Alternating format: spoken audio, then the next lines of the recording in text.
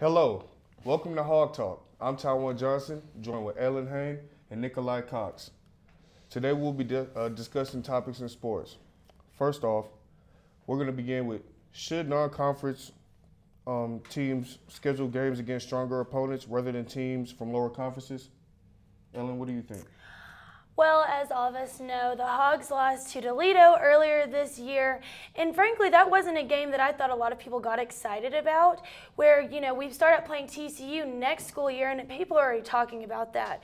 So, from an Arkansas standpoint, from their perspective, they had everything to lose, but really not much to gain. When you play a team like TCU, that's a very strong program, and I think that despite the outcome, it's going to be beneficial for both sides. Well, I disagree because since Bielema's arrival in 2013, we've only lost 2 of these non-conference games, and that was to Rutgers in the Big Ten and to Toledo this year. On the other hand, we've won 8 of those games, and in the 2013 season, our only 3 wins came from non-conference games. So I think it's important for the rebuilding process, and it also gives us a break between our harder SEC opponents. I think that these big Power 5 conferences, these teams, what they're dealing with is they have to deal with strength of schedule, things of that such. With the new playoff committee, they have to worry about whether or not, their schedule strong enough. But then they also have to worry about, can their football players sustain the long, grind of this season. So, those are things that a lot of teams have to factor in when it comes to, choosing the schedule. And well, the next topic, why do you think there's a discrepancy in punishments in pro sports, specifically the NFL? Well, I think it's because the NFL doesn't have a set guideline of punishments for crimes committed off the field. There's this discrepancy where somebody will be arrested for a DUI and be released from the team, and then another person will be charged with domestic battery and be, suspended for 10 games without pay. And I don't think that the punishment really equals the crime in those situations. Pro athletes need to be held accountable for their actions off the field because they are role models to young people. So I believe the NFL needs to set a guideline for punishments as far as off the field crimes are committed. I would definitely have to agree with that. I think that every team and just program should have a set of rules, and I think that needs to be a whole NFL system because, it doesn't make sense that Ray Rice and Greg Hardy both had different consequences. One pretty much got a swat on the wrist and still got paid for games that he had to sit out on. And then Ray Rice, it's just such a more drastic consequence for him.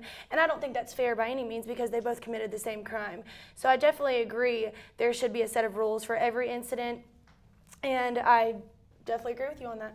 Yeah, one problem I think the NFL is facing is they have to come up with a certain set of guidelines that are mapped out, in specific cases. And, that can be troublesome because you have, occurrences where one player, he'll slap his girlfriend or another player, beats his wife. So I think they need to come up with, certain standards. And I think they need to enforce the punishments a little bit more because I think certain players have been getting slaps on the wrist, like you've said. And I think they need to, be stern in what they're trying to get across message-wise to the NFL, to the players. All right, next topic. What is your take on women's coaches in men's professional sports and the advancement of that?